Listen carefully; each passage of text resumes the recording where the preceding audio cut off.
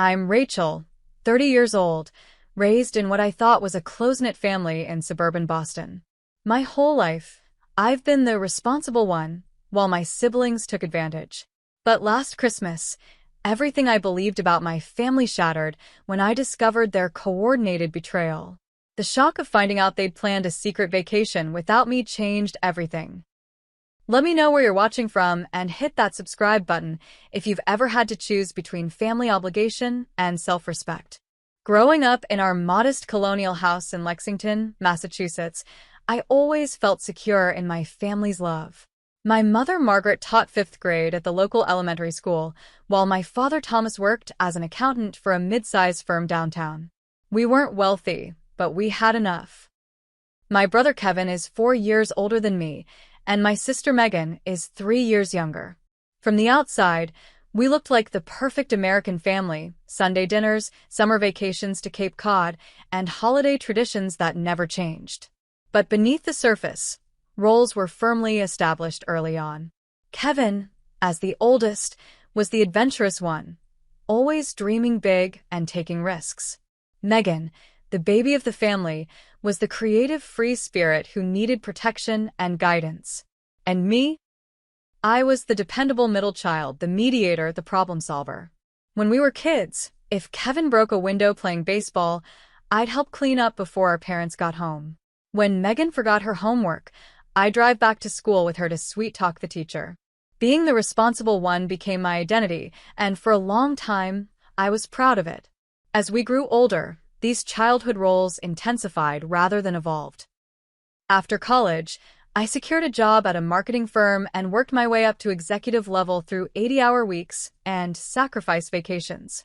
Meanwhile, Kevin bounced from one entrepreneurial opportunity to another: a food truck that lasted 6 months, an app idea he never fully developed, a dropshipping business that collapsed after a year. Every time one of Kevin's ventures failed, he'd approach our parents for a business loan. They'd empty their savings to help him, convinced that his next idea would be the one to succeed. When their funds ran dry, Kevin would turn to me with passionate pitches and promises of repayment once he made it big. Megan's pattern was different, but equally draining. She enrolled in art school, then dropped out after a semester to find herself. Next came culinary school, abandoned when the hours proved too demanding. Then nursing, teaching certification, web design. Each new passion accompanied by requests for tuition, apartment deposits, car repairs, and emergency rent money when she quit jobs that weren't fulfilling her creative spirit. Our parents enabled both of them, making excuses like, "Kevin just hasn't found his path yet," or "Megan is so sensitive, she needs time to discover her purpose." But with me, the expectations were crystal clear. I should be financially independent, career-focused, and available whenever family needed help. By my late 20s, I'd lent Kevin over $40,000 that was never repaid. I'd covered Megan's rent 6 times when she was between jobs. I'd contributed to our parents' household expenses when they drained their retirement accounts to fund Kevin's latest business idea, all while managing my own mortgage, car payment, and student loans. The resentment built slowly. Each time I received a panicked call about an overdue bill or a teary plea for just a small loan until next month, I felt a little more used. But they were family, and in our house, family always came first. 3 years ago, I met Marcus at a charity event hosted by my company. He was smart, stable, and saw through my family's dynamic immediately. On our 3rd date, after I canceled dinner plans because Megan needed help moving out of her apartment, her roommates were totally toxic, Marcus asked gently, "Do you realize you're enabling their dependency?" I dismissed his concerns. "They're going through rough patches. They'd do the same for me." But would they? The question lingered as our relationship deepened. Marcus came from a family where everyone pulled their weight. His brother and sister were independent, and family gatherings were about connection, not financial assistance. Still, I held on to hope that my siblings would mature, that my parents would establish boundaries, that we'd eventually become the truly supportive family I pretended we already were. Every Christmas, we gathered at my parents' house for our traditional celebration. Despite everything, I cherished these moments when we seemed like the loving family I wanted us to be. Last year, Marcus proposed after 2 years together. I was ecstatic and immediately knew I wanted to announce our engagement at Christmas, when everyone would be together. Despite Marcus's concerns about my family's reaction, I was convinced they'd be happy for me. This milestone, I thought, might even help reset our family dynamic. In the weeks leading up to Christmas, I splurged on gifts despite my tight budget. A premium coffee machine for my parents to replace their broken one, noise-canceling headphones for Kevin who complained about distractions while working, and a professional quality camera for Megan who'd recently shown interest in photography. I wrapped each gift meticulously, imagining their faces when they opened them. I picture my mother's joy when I showed her my engagement ring, my father's proud tears, my siblings' excitement about gaining Marcus as a brother-in-law. After years of feeling undervalued, I convinced myself that this Christmas would be different. I had no idea how different it would actually be, just not in the way I'd hoped. December was always my busiest time at work. As the marketing director for our firm's largest accounts, I spent weeks finalizing year-end campaigns and preparing strategy presentations for January. Last year was particularly demanding with 3 new clients added to my portfolio in November. Despite the crushing workload, I carved out time to plan the perfect Christmas. Marcus and I decided to wait until Christmas Day to announce our engagement, imagining it as the highlight of our family gathering. I even bought a special bottle of champagne to celebrate the moment. "Are you sure you want to share the spotlight with Christmas?" Marcus asked one evening as we discussed our announcement. "We could have a separate dinner. Make it all about us."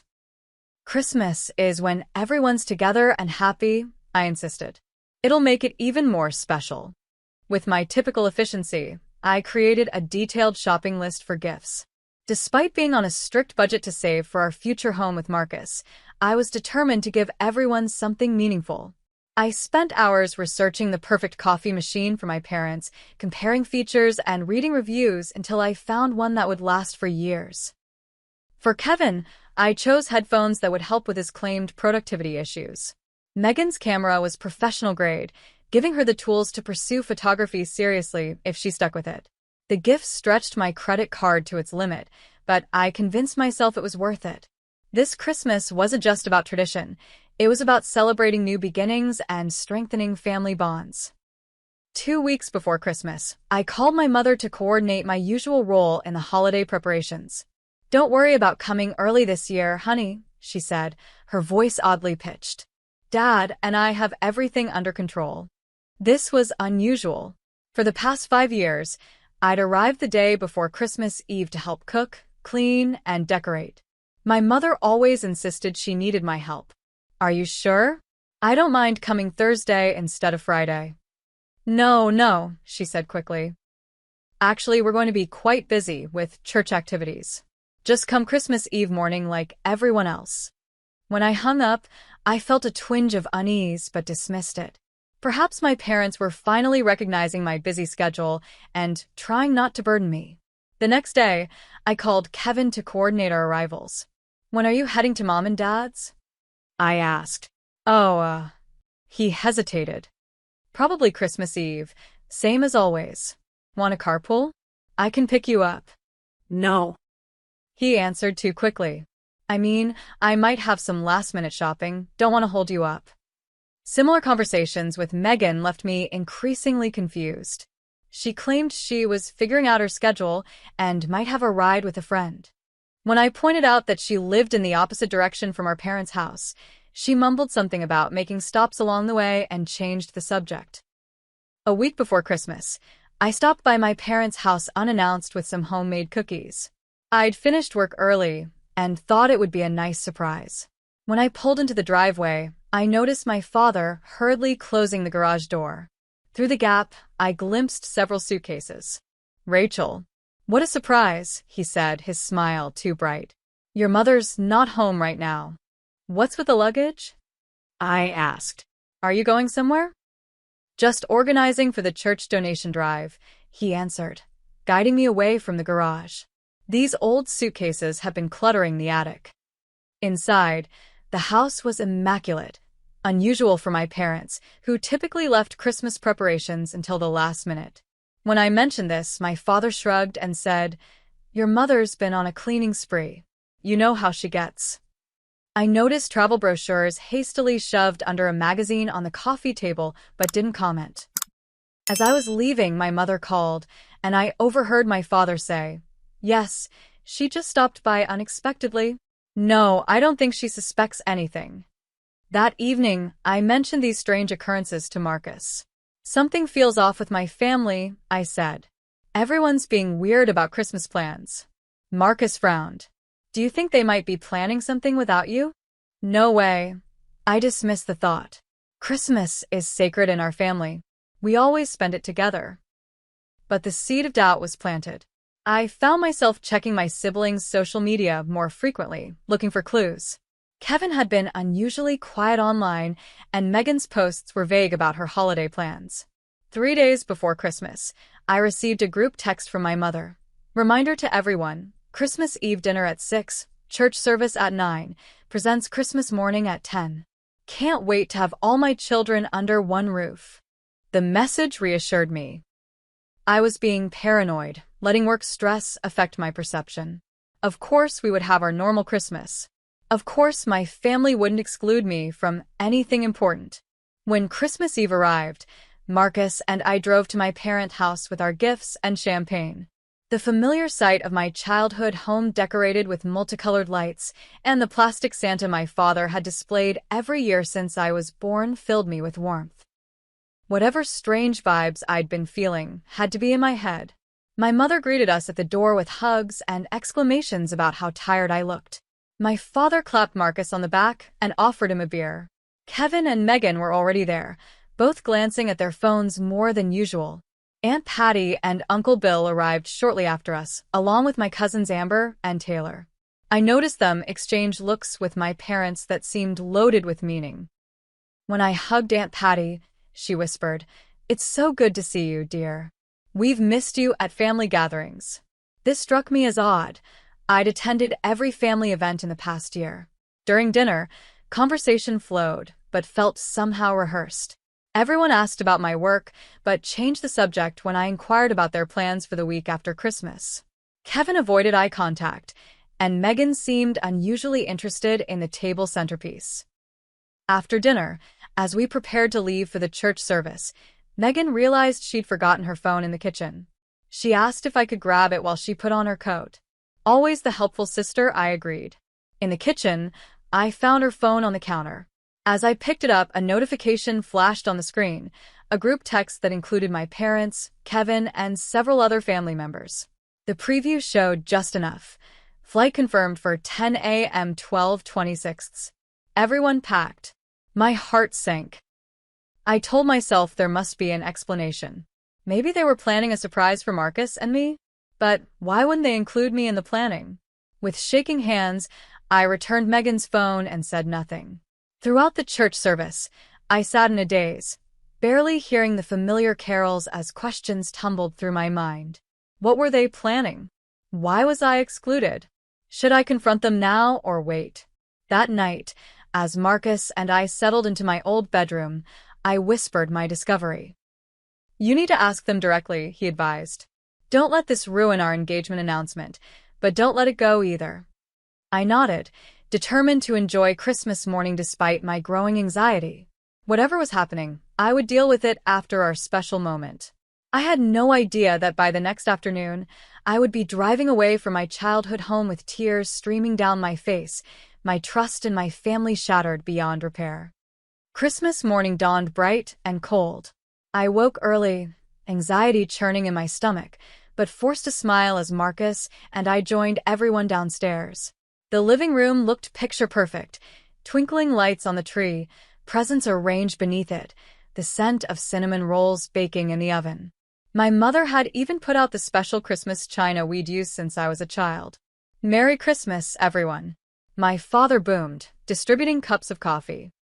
Kevin looked hungover, slouched in the armchair, while Megan perched on the floor near the tree, already sorting gifts into piles. "Let's get started with presents," my mother suggested. "Rachel, why don't you hand them out like you used to when you were little?" I played along, determined to maintain the Christmas spirit despite my unease.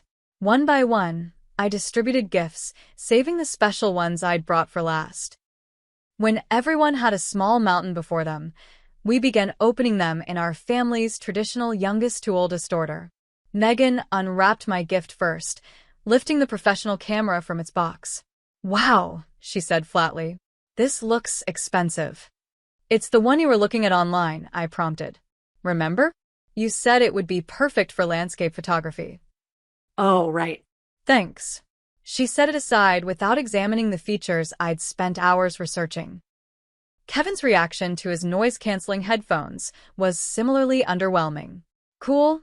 Thanks, Ratch," he muttered, barely glancing at them before moving on to the next gift. My parents showed more enthusiasm for their coffee machine, but I caught them exchanging a glance that seemed almost guilty. My own gifts were thoughtful but oddly impersonal: a generic sweater from my parents, a gift card from Kevin, bath products from Megan. Nothing that suggested they'd put much thought into what I might actually want or need. As the unwrapping wound down, I squeezed Marcus's hand, signaling it was time for our announcement. He nodded encouragingly. "Everyone," I said, standing up. "Marcus and I have some news to share." All eyes turned to me, and for a moment, I felt the familiar warmth of being surrounded by family. "We're engaged." I held out my hand to display the vintage sapphire ring Marcus had given me. He proposed last month, and we wanted to tell everyone together on Christmas. There was a beat of silence before my mother rose to hug me. "Congratulations, honey. That's wonderful news." My father shook Marcus's hand. "Welcome to the family, son." Kevin raised his coffee mug in a half-hearted toast. "Congrats, you guys." Megan smiled tightly. "The ring is pretty." Their reactions felt muted, almost distracted. No one asked about wedding plans or how Marcus had proposed. No one suggested opening the champagne I'd brought. After a few minutes of stilted conversation, my mother announced it was time to prepare Christmas dinner. "I'll help," I offered automatically. "No need," she replied. "Megan's already helping me." In the sudden shuffle of activity, Megan left her phone on the couch. A notification lit up the screen, and without thinking, I glanced at it. It was a message from someone named Bahamas Group that read, "Final reminder. Meet at airport 8 a.m. tomorrow. Don't forget passports and sunscreen." My stomach dropped. I picked up the phone, and before I could stop myself, I opened the message thread. What I saw confirmed my worst fears. It was a group chat including my parents, Kevin, Megan, Aunt Patty, Uncle Bill, and my cousins, everyone present at our Christmas gathering except Marcus and me. The messages detailed plans for a 10-day family vacation to the Bahamas, departing December 26th. They'd been planning it for months, coordinating flights, sharing resort information, discussing excursions. One message from my mother read, "Remember, not a word to Rachel. She's so busy with work anyway, and we don't want her to feel left out." Kevin had replied, "She'd probably just say she can't come because of some deadline." Megan's response, "Plus, she'd bring Marcus, and this is supposed to be just family." Just family. The words burned into my brain. Apparently, I was family when they needed money or help, but not when it came to creating happy memories together. When Megan returned and saw me with her phone, her face drained of color. "Why are you going through my phone?" she demanded, snatching it away. "Why are you all going to the Bahamas without telling me?" I countered, my voice shaking. The room fell silent. Marcus moved to stand beside me, his hand on my shoulder in silent support. My mother emerged from the kitchen, wiping her hands on a towel. "What's going on?" "I know about the trip," I said, fighting to keep my voice steady. "The one you've been planning for months. The one everyone here knows about except Marcus and me." My father stepped forward, his expression a mixture of guilt and defiance. "Rachel, it's not what you think." "Really?" "Because it looks like my entire family planned a vacation together and deliberately excluded me." "We didn't exclude you," my mother insisted. We knew you were busy with work, and we didn't want to make you feel bad about not being able to come. So instead of inviting me and letting me decide, You all lied to my face? For months. Kevin shrugged, avoiding my gaze. You're always so busy with work anyway. We figured you wouldn't want to take the time off. And we wanted a real family vacation, Megan added, then flinched at her own words. A real family vacation, I repeated slowly. So Marcus and I aren't real family? That's not what she meant. My father interjected quickly. It's just that with your work schedule and Marcus's family obligations, coordinating everyone would have been complicated. Complicated, I echoed, the hurt in my chest hardening into anger. More complicated than orchestrating this elaborate lie? Than making sure no one slipped up and told me? Then clearing your browser history so I wouldn't see your vacation research. No one answered. How long have you been planning this? I asked. Aunt Patty cleared her throat. Since July, I think. 6 months. For 6 months, every conversation, every family dinner, every text message had contained this secret. And who's paying for this trip? I asked, though I already suspected the answer. The uncomfortable glances between my parents and siblings confirmed it.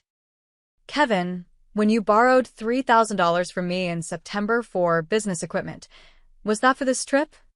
He had the decency to look ashamed. I was going to pay you back. And Megan, when I helped you with rent in October because you said your hours got cut, was that so you could save for this vacation? She studied the floor, saying nothing. Mom, Dad, that plumbing emergency you needed help with last month. Was there even a leak? My mother's eyes filled with tears. Rachel, please understand. We just wanted a nice family vacation. Without me, I finished for her. You wanted a nice family vacation without me. You're making this a bigger deal than it is, Kevin complained. It's just a trip. It's not just a trip, I said, my voice breaking. It's the fact that you all went out of your way to hide it from me. It's the fact that you used me for money to fund it. It's the fact that none of you considered for a moment how this would make me feel. We did consider your feelings, my father insisted. That's why we didn't tell you. We didn't want you to feel left out. The twisted logic was almost laughable. So instead you deliberately left me out? How does that make sense? No one had a good answer. The room filled with awkward silence, broken only by my mother's quiet sniffling. Marcus squeezed my shoulder. I think we should go, he said softly.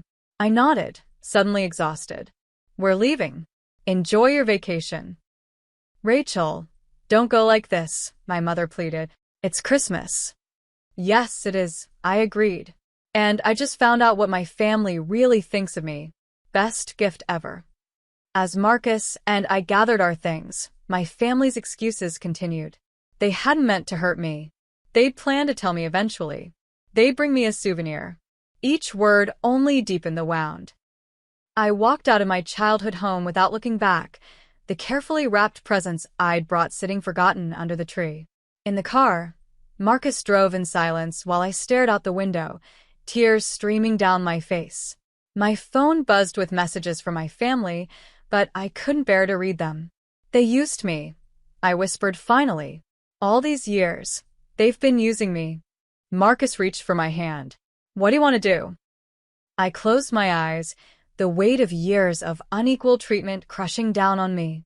I don't know yet, but I know things can't go back to the way they were.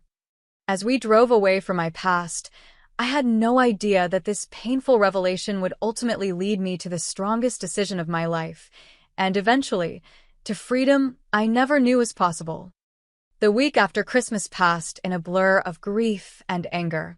I called in sick to work for the first time in 3 years, unable to face client meetings while my emotional world imploded.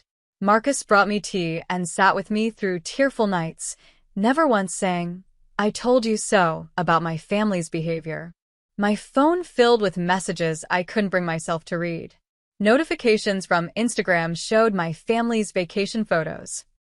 Sunset beach walks, fancy resort dinners, smiling group pictures with everyone wearing matching tropical shirts. Each image was a fresh wound, proof that they were having the time of their lives while I processed the betrayal. You should block them, Marcus suggested gently on the 3rd day, after finding me sobbing over a photo of my parents and siblings on a catamaran cruise. At least until you're ready to deal with this. I need to see, I insisted. I need to understand what was worth lying to me for months.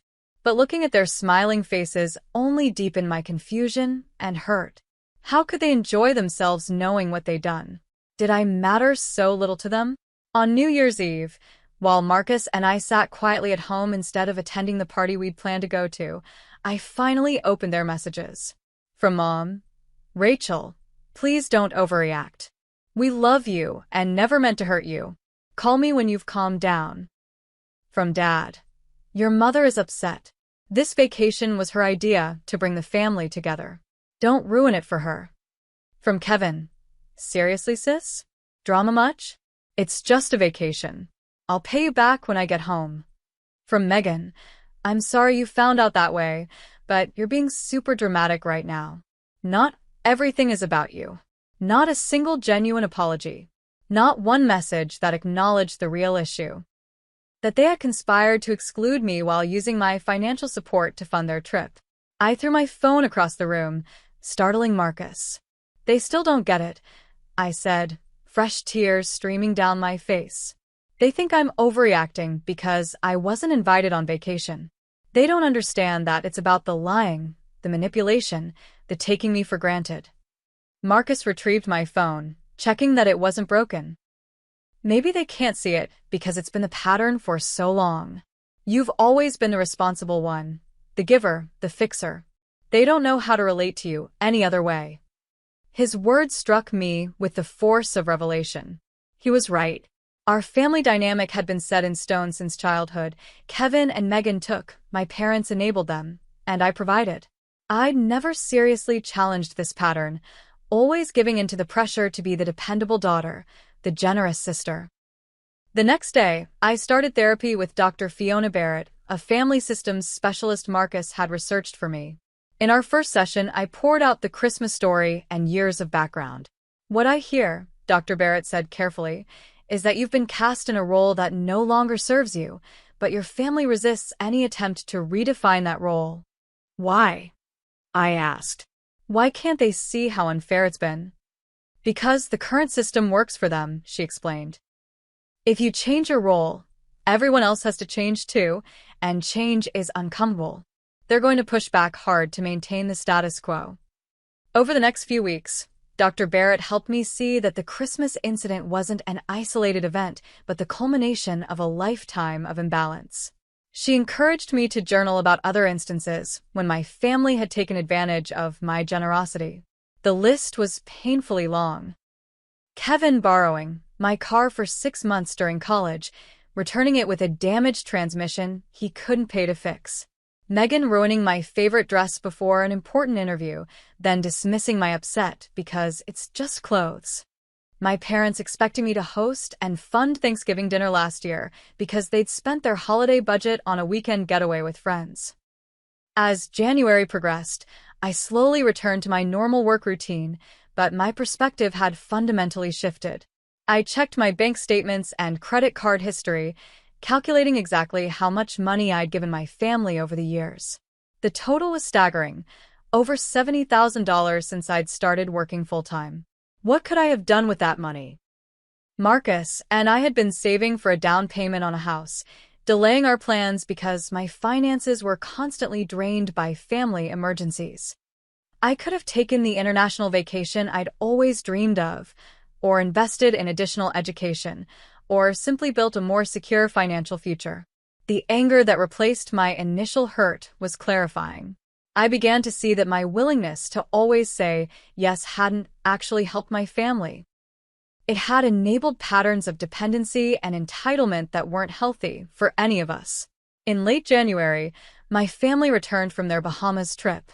My mother called immediately, leaving a voicemail that managed to sound both concerned and annoyed. Rachel, this silent treatment is childish. We need to talk about what happened. Call me back. I didn't. Instead, I forwarded the voicemail to Dr. Barrett, who pointed out the subtle manipulation. Framing my need for space as childish, making the issue about my response rather than their actions. A few days later, Kevin texted, "Hey sis, I need to borrow $600 for rent. Things are tight after the trip. I'll pay you back next month for sure. The audacity was breathtaking. No acknowledgement of what had happened, no real apology, just another request for money. In the past, I would have transferred the funds immediately, accepting his empty promise of repayment. This time, I simply replied, "No." His response came within seconds. "What do you mean no? I need it by tomorrow, or I'll get late fees." "That's not my problem," I wrote back. "Figure it out yourself." The barrage of texts that followed ranged from disbelief to anger to guilt-tripping. How could I leave him hanging? What kind of sister was I? Did I want him to get evicted? I turned off my phone and went to dinner with Marcus, who raised his glass in a toast when I told him what I'd done. "To setting boundaries," he said. "It's about time." The next day, my parents called, clearly having heard from Kevin. "Rachel," my father began without preamble, "your brother is in a difficult position. I know you're still upset about Christmas, but family helps family." "You're right," I agreed. Family does help family. Like when family invites you on vacation instead of lying to your face. Like when family doesn't use you as an ATM. "That's not fair," my mother interjected. "We've always been there for you." "When?" I challenged. "When have you ever put me first? When have you ever sacrificed for me the way I've sacrificed for all of you?" The silence was telling. "I've been thinking about this a lot," I continued, "about how our family works. And I've realized it's not working for me anymore." "What does that mean?" my father asked, wariness in his voice. "It means I'm done being the family bank. It means I'm taking a step back until I figure out what kind of relationship I actually want with all of you." After I hung up, Megan called next, her approach more emotional. "Rachel," she sobbed, "Kevin told me what you said to Mom and Dad. How can you abandon us like this? We're your family." "Yes, you are," I agreed. "And families should treat each other with respect and honesty. Did you respect me when you lied about the vacation? Were you honest when you asked for rent money that you used for a beach trip?" "That's different," she insisted. "I really did need help with rent. I just also wanted to go on the trip." "And you didn't think I deserved to know that? You didn't think I deserved the chance to decide if I wanted to subsidize your vacation?" "You're being so cold," she accused. "This isn't like you. Maybe the Rachel you knew. The one who always said yes, who always put everyone else first. Maybe she doesn't exist anymore." As January turned to February, the pressure intensified. Extended family members began calling, Aunt Patty suggesting I was tearing the family apart over a simple misunderstanding, Uncle Bill insisting that family forgives. The only supporter was my cousin Jessica, who called one evening with a different perspective. "I just want you to know," she said quietly, "that I understand why you're upset. They did the same thing to me last year with the ski trip. No one told me until I saw the photos on Facebook." Her solidarity was a lifeline. "How did you handle it?" I asked. "Not as well as you," she admitted. "I forgave them immediately and pretended it didn't hurt. But it did, and honestly, nothing changed. They did it again this year with the Bahamas trip." Her words confirmed what I was beginning to understand, that without real consequences, my family would never change their behavior. The pattern would continue indefinitely, with me always cast as the reliable provider who could be taken for granted. As winter progressed, I maintained my distance while working with Dr. Barrett to process my feelings. The space allowed me to see our family dynamic with painful clarity, how my parents had always favored my siblings, how Kevin and Megan had learned to manipulate rather than self-sustain, how I'd been both victim and enabler of this unhealthy system. "What do you want a relationship with your family to look like going forward?" Dr. Barrett asked during one session. I considered the question carefully. "I want mutual respect. I want honesty. I want them to value me for who I am, not what I can provide. And if they can't give you that?" The question hung in the air, challenging me to consider a possibility I'd never allowed myself to face, that perhaps my family was incapable of the relationship I deserved. "Then I need to accept that and adjust my expectations accordingly," I said finally.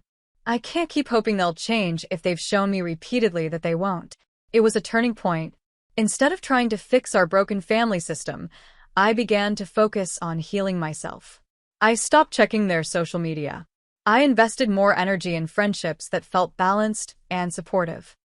I opened a new savings account specifically for the house down payment, watching with satisfaction as the balance grew without constant withdrawals for family emergencies. Marcus noticed the change in me.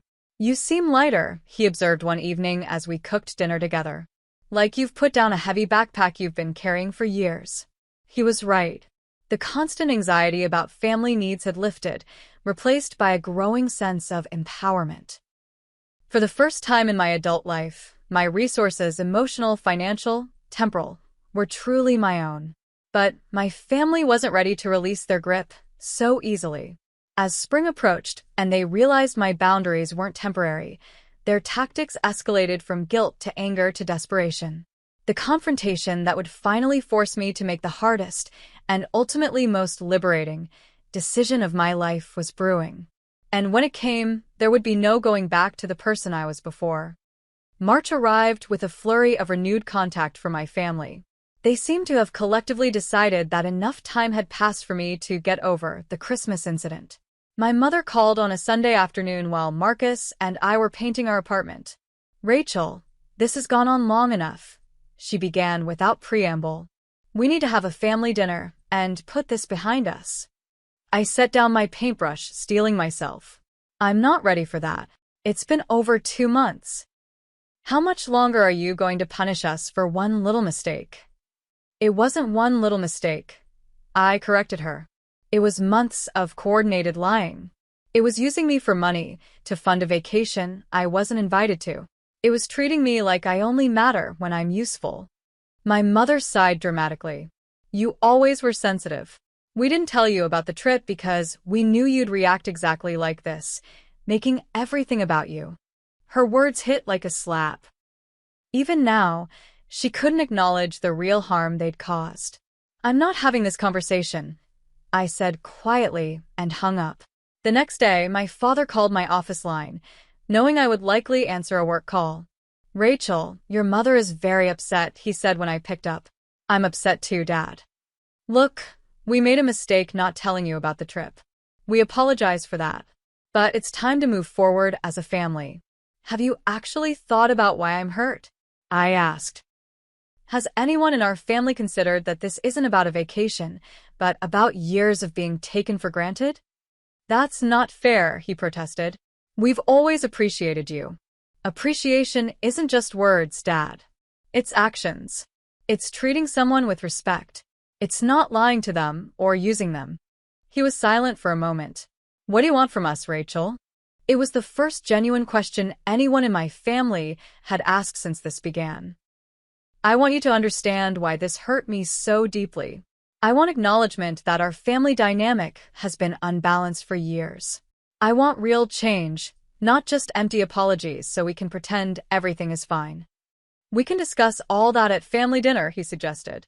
"Your mother's planning it for Sunday." Despite my reservations, I agreed to attend. Perhaps a face-to-face conversation was what we needed to break through the cycle of hurt and defensiveness. When Sunday arrived, I drove to my parents' house alone, having asked Marcus to give me space to handle this myself. My stomach churned with anxiety as I parked in the familiar driveway. Inside, the scene was artificially normal. My mother's signature pot roast in the oven, the dining room table set with the good china, everyone dressed as if for a special occasion. Kevin and Megan were already there, both eyeing me warily as I entered. "Rachel." My mother embraced me as if nothing had happened. "You look thin. Have you been eating properly?" Dinner began with stilted small talk, work updates, neighborhood news, comments about the unseasonably warm weather. No one mentioned the Bahamas trip or the tension that hung palpably in the air. Finally, as my mother served dessert, my father cleared his throat. "We're all here because we need to address what happened at Christmas and move forward as a family." I waited, hoping against hope for a genuine conversation about the deeper issues. "Rachel," he continued, "we understand you were hurt by not being included in the vacation plans. We should have handled it differently, and we're sorry for that." My mother nodded earnestly. "We never meant to hurt you, honey. We just didn't think you'd be able to take time off work, and we didn't want you to feel bad about missing out. It was the same surface-level explanation they'd given at Christmas. Nothing had changed. That's not good enough, I said quietly. What do you mean, not good enough? Kevin interjected. They said they're sorry. What more do you want? I want you all to understand that this isn't just about the vacation. It's about years of being treated like the family ate. It's about the fact that I've given and given while you've all taken and taken. That's not true, Megan protested. We're family. We help each other. When have any of you helped me? I challenged. When have you sacrificed for me the way I've sacrificed for all of you? The silence was deafening.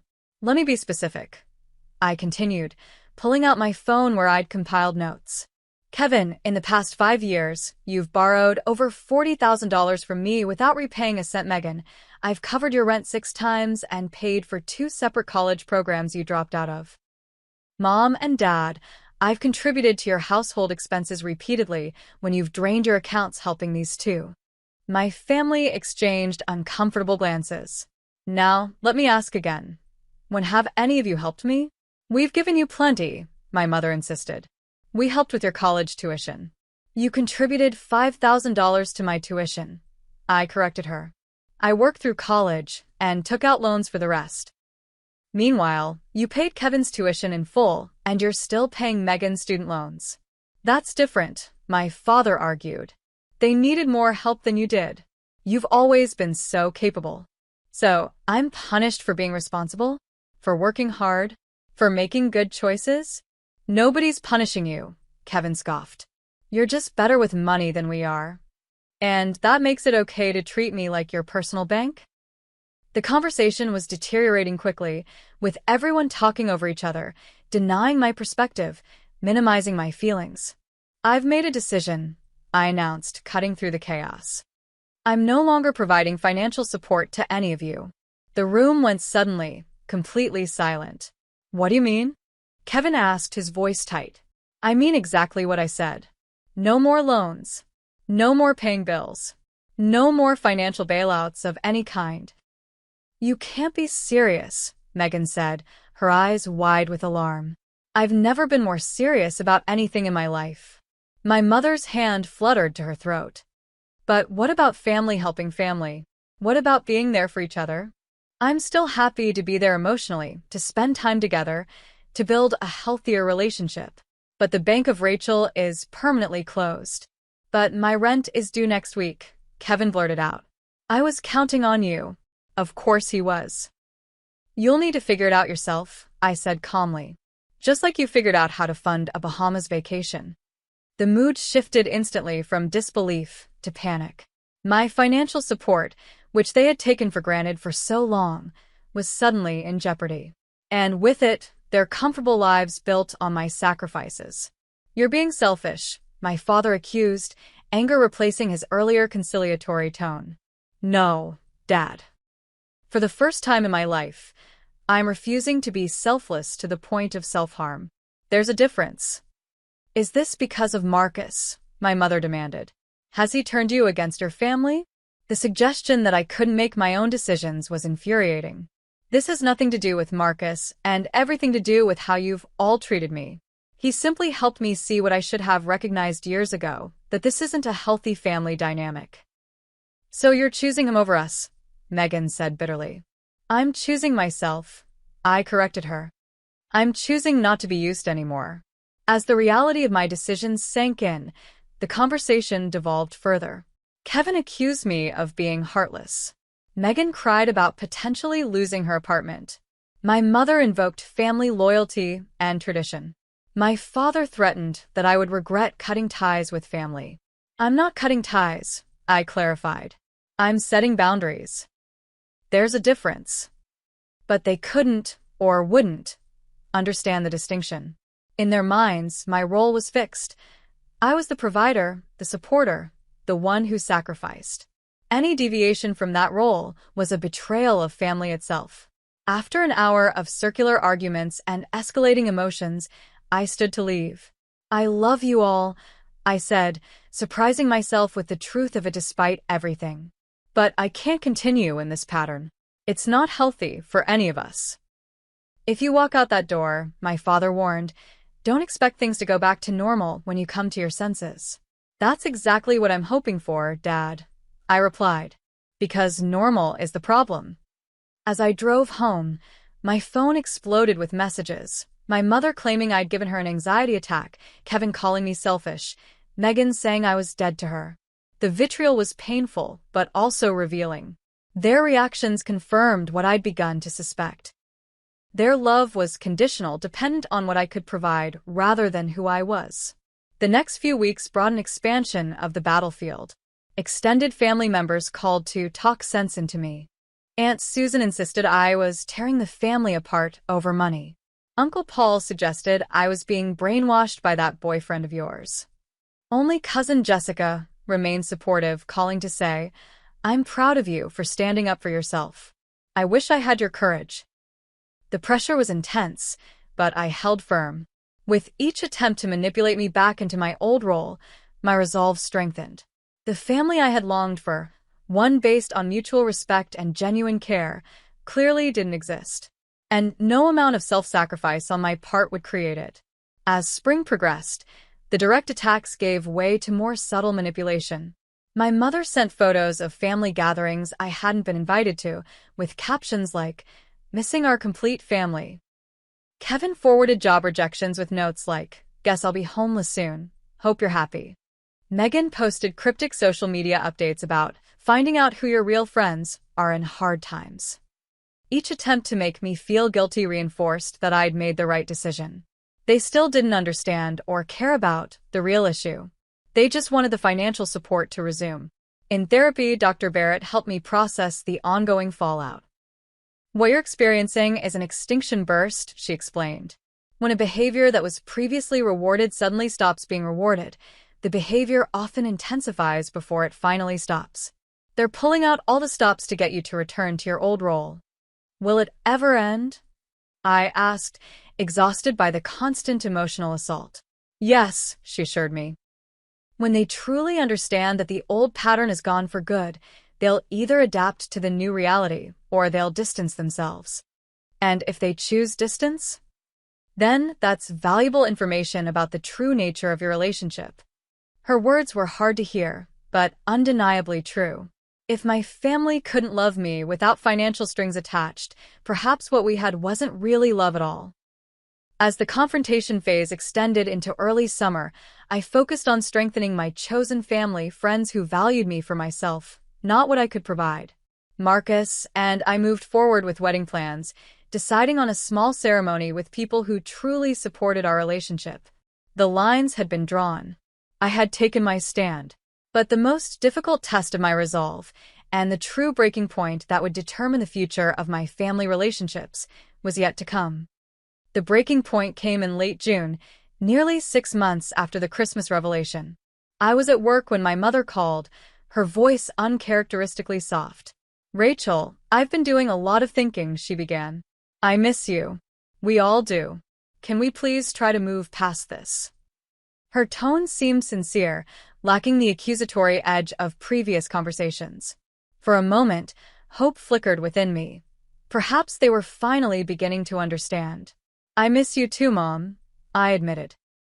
But moving forward requires more than just pretending nothing happened. I know, she said quickly. We made mistakes. The vacation, the way we've relied on you financially, it wasn't fair. It was the most acknowledgement I'd received from any family member. My throat tightened with emotion. That means a lot to hear, Mom. So, you'll come to Sunday dinner this weekend? Everyone will be there, and we can start fresh. I hesitated, wary but wanting to believe in the possibility of change. I'll think about it, okay? I need to check with Marcus about our plans. Marcus, she repeated, her voice cooling slightly. You know, Rachel, I sometimes wonder if he's the one who put all these ideas in your head about us using you. And there it was, the manipulation hiding beneath the apparent conciliation. The flickering hope extinguished. Mom, I'm a 30-year-old woman with my own mind. My decisions are my own. Of course, honey, she backpedaled, but the damage was done. Just think about Sunday, okay? We miss you. After hanging up, I sat at my desk, a strange calm settling over me. That call had clarified something essential. The surface might change, but the underlying pattern remained. They wanted the old Rachel back, the one who would give endlessly without questioning the imbalance. That evening, I created a spreadsheet, methodically documenting every dollar I'd given my family over the years. I included dates, amounts, stated purposes, and whether the money had been repaid. Almost never. The final tally was staggering: $73,428.19 over 8 years. What could that money have bought? A down payment on a house, a significant portion of my student loans, financial security during economic uncertainty. But the financial cost, while substantial, wasn't the most important calculation. The next day, I created a different kind of spreadsheet, an emotional balance sheet. On one side, I listed what I'd given my family emotionally: constant support, priority in my schedule, emotional labor, unconditional acceptance of their choices. On the other side, I listed what I'd received: conditional love, criticism disguised as concern, dismissal of my feelings, betrayal of trust. The imbalance was even more striking than the financial one. Marcus found me staring at these spreadsheets late that night. "Are you sure you want to do this?" he asked gently. "Quantifying relationships can be painful." "I need to see it clearly," I explained. "I need to understand exactly what I've been sacrificing and what I've gotten in return." "And what will you do with that information?" I took a deep breath. "Make a final decision about my boundaries going forward." Over the next few days, I consulted with 3 people: Dr. Barrett, my oldest friend Stephanie, and a financial advisor named Alyssa Wright. Each provided perspective on a different aspect of my situation. Dr. Barrett helped me articulate what healthy family relationships should look like and acknowledge that mine fell far short of that standard. Stephanie, who had known me since college, reminded me of specific instances when my family had taken advantage of my generosity while criticizing my choices. Alyssa outlined the financial implications of continuing to support my family versus focusing on my own financial health and future with Marcus. By Friday, I had made my decision. I would not attend Sunday dinner. Instead, I would draw a clear, firm line that could not be crossed or manipulated.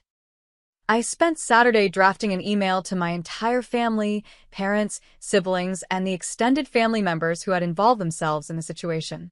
I revised it multiple times, removing emotional language in favor of clear, direct statements. Marcus read the final version, suggesting only a few small changes for clarity. On Sunday morning, at the exact time I would have been driving to my parents' house, I sent the email. Subject: my decision regarding our family relationship *, to my family, *, after careful consideration, I am writing to clearly communicate my decision regarding our relationship moving forward. *, I will no longer provide financial support of any kind to any family member. This includes but is not limited to loans, gifts, bill payments, co-signing, and emergency assistance. This decision is final and non-negotiable. *, I have documented $73,428.19 in financial support provided over the past 8 years, most of which was given with the understanding it would be repaid. I am formally forgiving these debts, as I recognize they will likely never be repaid. However, this forgiveness comes with the understanding that no future financial requests will be considered. I am open to building a new relationship based on mutual respect and honest communication. However, this cannot happen until everyone acknowledges the patterns that led to this point. I will not pretend that the Christmas incident was an isolated event rather than part of a long-standing dynamic. For the immediate future, I am establishing the following boundaries. I will not attend family gatherings where my feelings and perspective are dismissed. I will not engage in conversations that attempt to guilt or manipulate me. I will not respond to messages that blame Marcus or others for my decisions. I will block anyone who continues to send manipulative or abusive communications. I love you all and hope that we can eventually build healthier relationships. But that cannot happen without significant changes in how we interact. Rachel the response was immediate and overwhelming. My phone exploded with notifications, texts, calls, voicemails, emails. I silenced it and placed it in a drawer, giving myself permission not to engage with their immediate reactions. Later that evening, when I finally checked the responses, they fell into predictable patterns. My father was coldly furious, writing, "I never thought I'd see the day when my daughter would put money above family. Your mother is devastated." Kevin alternated between rage and panic. "You selfish bitch. What am I supposed to do about rent now?" Followed by, "Please, Rachel, I'm desperate. Just this one last time." Megan went straight for emotional manipulation. "I can't believe you're doing this to us. Mom hasn't stopped crying. Is this really the person you want to be?" Extended family members expressed shock and disapproval, with Aunt Patty writing, "Family helps family. Period. This isn't how you were raised." But there were also unexpected responses. Uncle Bill, my father's brother, wrote, "I understand more than you might think. It took courage to set these boundaries. Give everyone time to adjust." And most surprisingly, my cousin Taylor sent a private message, "I've watched how they've treated you for years. It wasn't right. I admire you for standing up for yourself."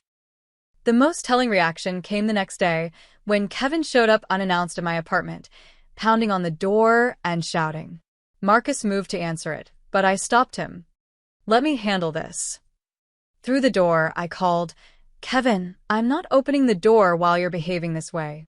If you want to talk calmly, text me, and we can arrange a meeting in a public place." "You can't hide from family," he shouted. "You think you're so much better than us with your fancy job and perfect boyfriend, but you're nothing without us." His words were painful, but also clarifying. This wasn't about love or genuine connection. It was about control and access to resources. "I'm calling building security," I informed him calmly. "Please leave before they arrive." He did, but not before sliding a note under the door with just 5 words, "You'll regret this decision forever." I picked up the note, feeling strangely calm. "Actually," I said to the empty hallway, "I think this is the first decision I won't regret." The next weeks brought escalating attempts to break my resolve. My mother left tearful voicemails about how I was killing her with worry. My father sent formal emails about my family obligations.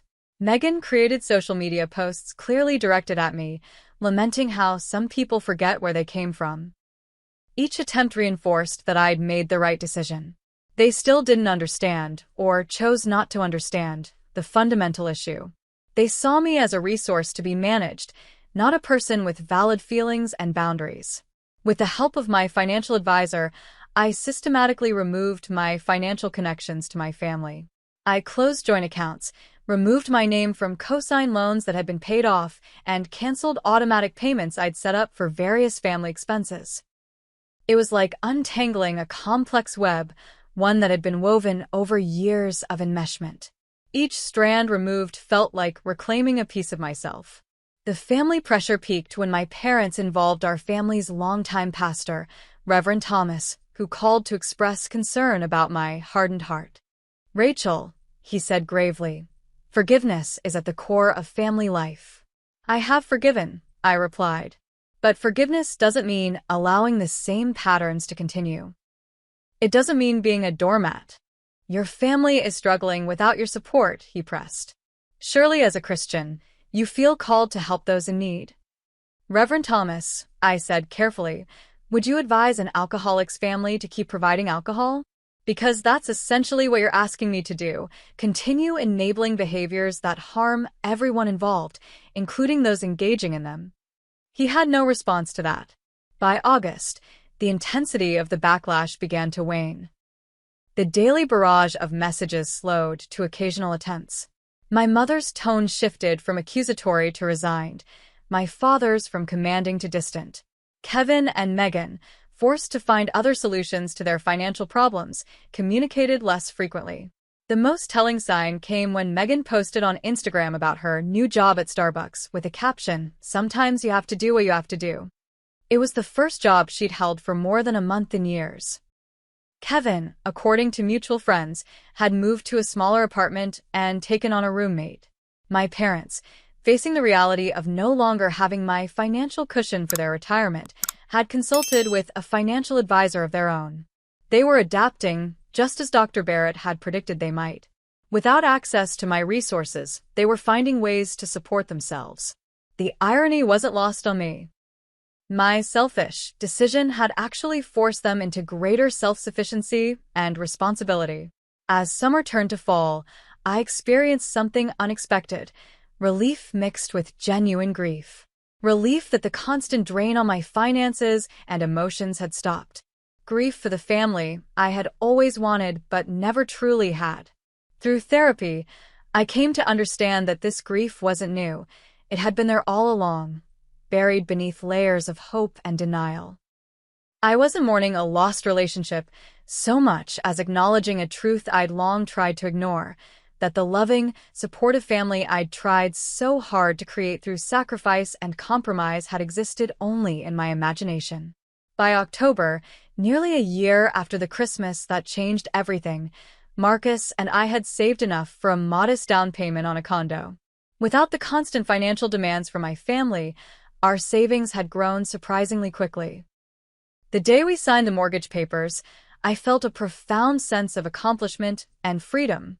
This milestone, which had seemed perpetually out of reach while I was supporting my family, had become attainable in less than a year of financial independence. That evening, as we toasted our new home with champagne, Marcus asked gently, "Any regrets?" I considered the question seriously. "About the condo?" "Absolutely none." "About your family," he clarified. I looked around at the small but charming space that was truly ours, bought with money we had earned and saved, representing a future we were building together. "My only regret," I said finally, "is that I didn't set these boundaries years ago."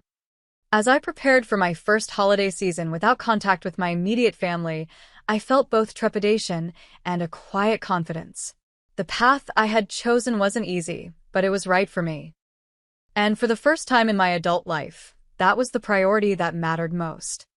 1 year after the Christmas that changed everything, I stood in the kitchen of the condo Marcus and I had purchased, arranging cookies on a platter for our holiday gathering.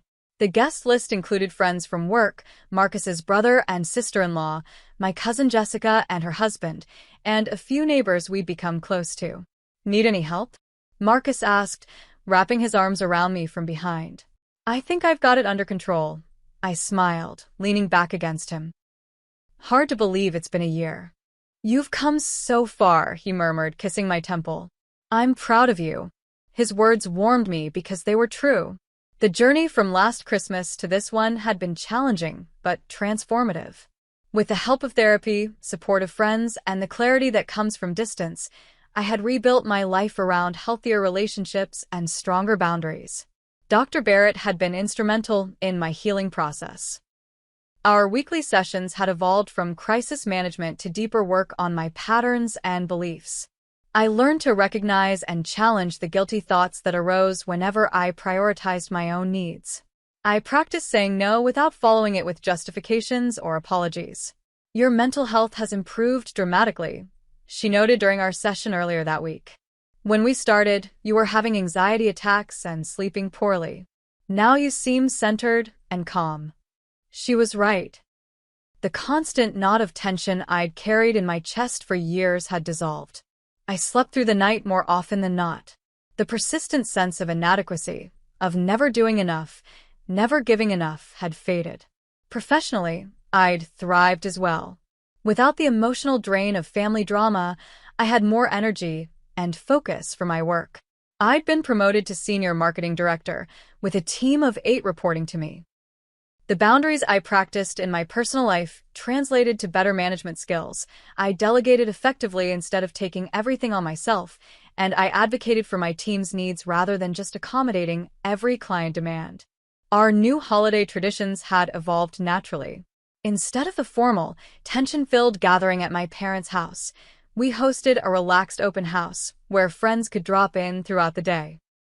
Instead of expensive gifts designed to impress, we organized a light-hearted white elephant exchange. Instead of my mother's rigid menu, we created a potluck where everyone brought a dish that represented their own family traditions. The ham smells amazing, I told Marcus, checking the oven. Your grandmother's recipe was definitely the right choice. She'd be thrilled to know we're using it, he said. She always said food is how you build new families. New families. The phrase captured exactly what I'd been creating over the past year, a chosen family built on mutual respect and genuine care rather than obligation and guilt. I still received occasional updates about my biological family through extended relatives and social media. The updates confirmed what I'd hoped might happen, that my withdrawal of financial support would ultimately benefit everyone. Kevin, faced with the reality of supporting himself completely, had taken a steady job at an insurance company rather than chasing get-rich-quick schemes. According to my cousin Taylor, he'd been there 6 months and was doing well. He actually seems less stressed, Taylor reported during a coffee date. He's not constantly scrambling for money or pitching new business ideas. He just goes to work, collects his paycheck, and pays his bills like a regular adult. Megan had surprised everyone by not only keeping her Starbucks job but also returning to community college with a clear plan. She was studying hospitality management and paying for it herself through a combination of work, scholarships, and carefully managed student loans. She seems more confident, Jessica told me. Like she's actually proud of what she's accomplishing instead of just drifting. My parents had downsized to a smaller house, acknowledging that their previous lifestyle had been financially unsustainable without my contributions. My father had delayed retirement by a few years, and my mother had taken on additional tutoring work to supplement their income. These changes hadn't been easy for any of them, but they were necessary adjustments to reality. My financial support had been a crutch that prevented them from developing their own strength and resilience. Removing it had been painful, but ultimately beneficial. Our relationship remained distant, but was slowly evolving. After months of manipulative messages and guilt trips, my mother had finally sent an email that showed a glimmer of understanding. I've been thinking about what you said regarding patterns in our family. While I don't agree with how you've handled things, I can acknowledge that we relied on you too heavily. Your father and I are working with a financial advisor now to plan for our retirement without burdening you or your siblings. I hope someday we can find a way to be family again without the financial aspect. It wasn't a full acknowledgement of the deeper emotional issues, but it was a start, an admission that the previous dynamic had been inappropriate and unsustainable. I responded with a brief but cordial email, thanking her for reaching out and expressing hope for continued growth and understanding. We weren't ready for in-person meetings or holiday gatherings, but the door was slightly open for a new type of relationship in the future. Kevin and Megan remained more resistant to change. Kevin had sent a Christmas card with a stiff note saying he was doing fine without any help. Thanks. His pride clearly still wounded. Megan followed me on Instagram from a new account but never commented or messaged directly. These small gestures revealed the painful truth about family healing. It happens at different rates for different people, and sometimes complete reconciliation is impossible. I had made peace with that reality, understanding that I could only control my own actions and responses, not anyone else's journey. The doorbell rang, interrupting my reflections. Our first guests had arrived. As the condo filled with friends and chosen family, the contrast with last Christmas couldn't have been more striking. Instead of walking on eggshells, I moved freely through my own space. Instead of manufacturing cheer to cover underlying tension, genuine laughter filled the rooms. Instead of measuring my worth by what I provided, I was valued simply for being myself. After dinner, as we gathered in the living room for dessert, Jessica raised her glass. I'd like to propose a toast to Rachel and Marcus for creating this beautiful new tradition and for showing all of us what it means to build a life on your own terms. Glasses clinked as warm eyes met mine around the room. In that moment, surrounded by people who truly saw and appreciated me, I felt a profound sense of homecoming, not to a physical place, but to myself. Later, after the last guest had departed and Marcus and I were cleaning up, he asked, "What are you thinking about?" "You've got that reflective look." I considered the question as I rinsed a plate. I'm thinking about how sometimes the hardest decisions lead to the most growth. A year ago, I was devastated about losing my family. Now I understand that I didn't lose them. I found myself. He nodded, understanding as always. And in finding yourself, you created space for relationships that actually nurture you instead of depleting you. Exactly. I placed the last dish in the dishwasher and turned to embrace him. I learned that protecting your peace isn't selfish. It's necessary. That real love doesn't demand the sacrifice of your self-worth. That sometimes the strongest family bonds are the ones we choose, not the ones we're born into. As we turned off the lights and prepared for bed, I felt a deep sense of peace. The journey hadn't been easy, and it wasn't completely finished. There would always be complicated feelings about my family of origin, occasional pangs of loss for what might have been. But I had discovered a profound truth through this painful process, that the capacity to set boundaries, to require respect, to value myself, these weren't acts of selfishness, but of self-preservation. And in preserving myself, I had created space for authentic connections based on mutual care rather than obligation or utility. The Christmas lights twinkled outside our window as I drifted toward sleep, Marcus's steady breathing beside me. I was no longer the family ATM, the reliable fixer, the endless giver. I was simply Rachel, whole, worthy, and finally at home in her own life. Have you ever had to make a difficult decision to protect your peace and self-worth? Did it lead to unexpected growth or healing? I'd love to hear your experiences in the comments below.